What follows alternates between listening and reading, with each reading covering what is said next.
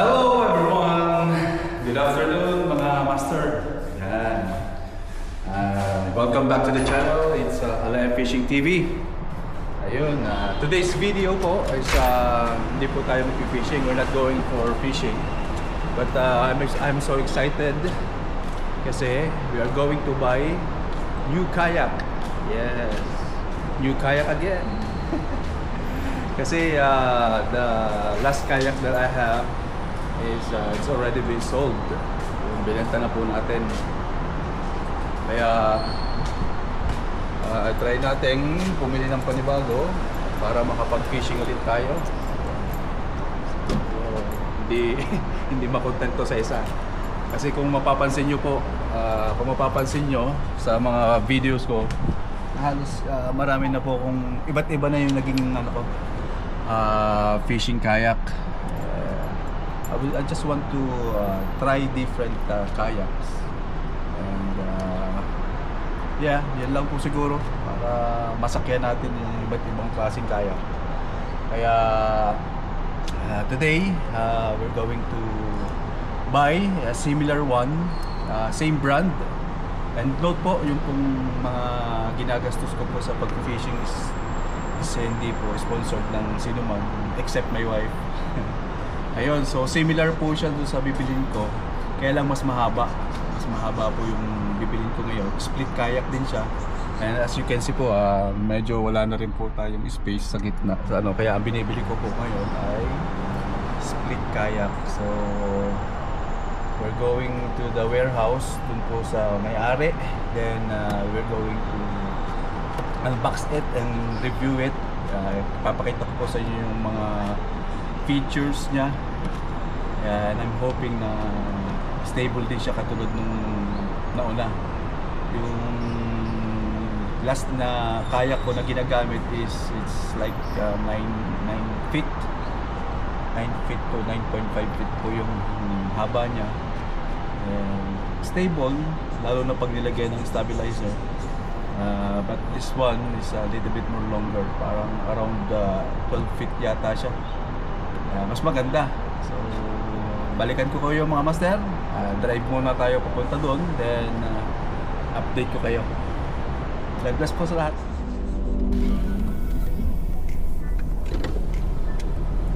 Alright, sana tayo. It's 25 minutes driving all the way to the location. So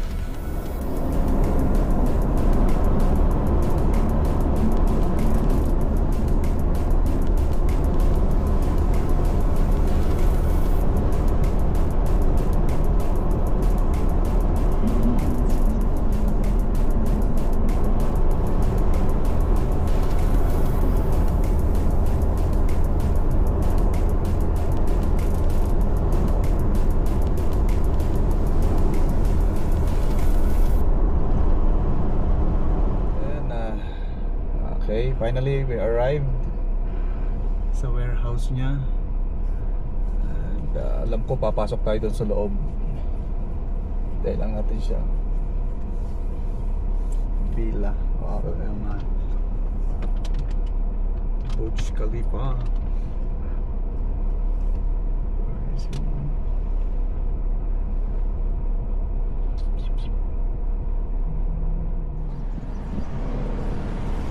So yun mga master, dito na tayo. Hintayin natin siya. Ay, then dito ko ilalagay yung kayak. Yan, nandiyan na siya sa labas. Pasok tayo sa loob.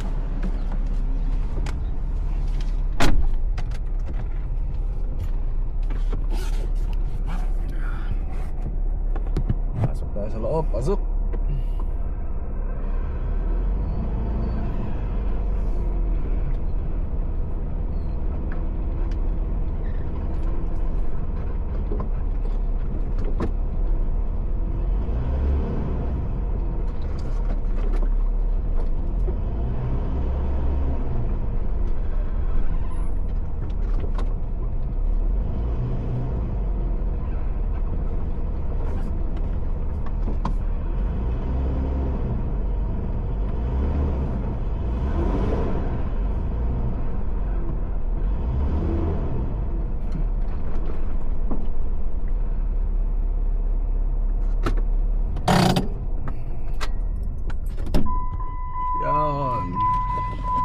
So ayun mga master, andito na tayo. Here's the owner. This is our kayak, and it's bigger, longer.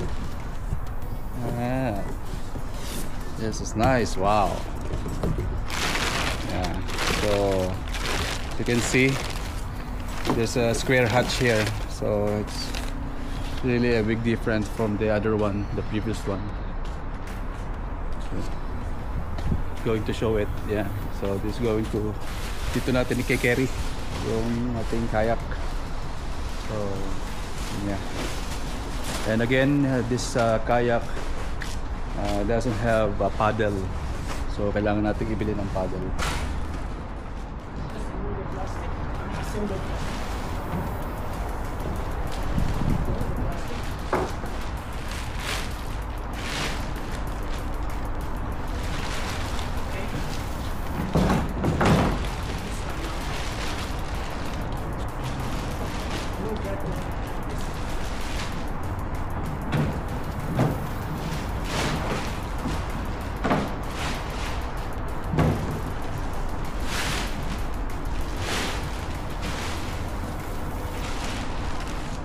Ayan mga master, lagay na siya.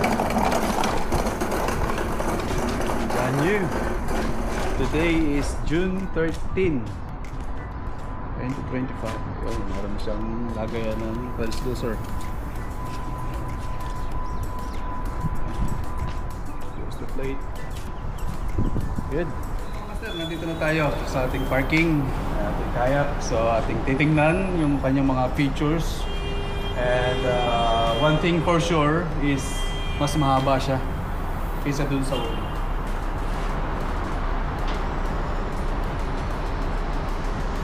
Kung din yung kulay, navy, parang siyang military.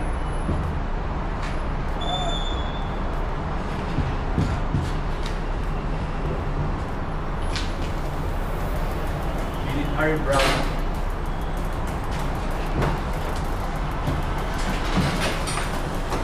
Nice.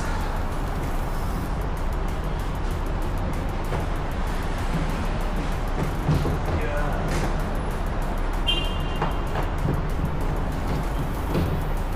So yun, pakita ko sa inyo yung mga ano niya. So dito sa unahan, same thing pero malaki. Siguro in the future bibili tayo ng round hatch para lagayan din natin ito ng mga pagka sa battery yun. And ito lang nawala yung lagayan ng rod holder na ginagawa ko siyang parang stand ng payong. Yun ang magiging problema natin. Maganda din yung kanyang rod holders, may lagayan ng mga kung ano mang pwedeng ilagay dito. Same thing sa kabila. Tapos meron dito rod holder, meron dito dalawa, tatlo. So meron siyang extra na isa rod holder. Tapos ang maganda dito sa upuan, sliding siya, i-adjust mo siya palikod at pauna. So maganda. Sa likod malaki din yung kanyang pinaka lagayan, may round hatch. And dito sa middle, ang maganda dito, malaki na yung lagayan niya dito sa gitna. Square hatch na siya. Yan. Ow. Ayun nga lang ang problema kasi nga fix siya. Wala siya, hindi siya natatanggal. Hindi katulad sa mga ibang kayak. Natatanggal siya, so may access tayo dapat sa ilalim. So, well, okay na din. So, ito yung sa rudder. And overall, maganda din naman siya. Malapad, mahaba. Tapos, so maganda pa nito, meron na siyang kasamang lagayan ng transducer pag bumili tayo ng fish finder. Ayun. So, ganun pa din yung lock niya. Tapos, meron siyang reinforcement sa ilalim na dalawang lock. So, mas matibay. Hindi bubuka yung ilalim. Nice. So, panalo. Mahaba. It's like 12 feet. malapad, mahaba, and so yun mga master. By tomorrow, magpi-fishing tayo. I-try natin to. Subukan natin sa dagat kung stable, but dito muna tayo sa Almanzar kasi dito medyo malapit at hindi masyadong malalim. Maganda naman yung panahon tomorrow. So tingnan natin kung gaano siya ka-stable. Hindi pa tayo nakakabili ng stabilizer. Siguro sa kana. And ayun. Mga sir, tomorrow kita-kita tayo sa laot. Salamat po sa inyong suporta at sa panonood ng aking mga video. Sana makahuli tayo ng maraming isda. So bukas ang ating setup is ultralight. Manguhuli lang tayo ng maliliit. Ayun, sige po. God bless po sa lahat.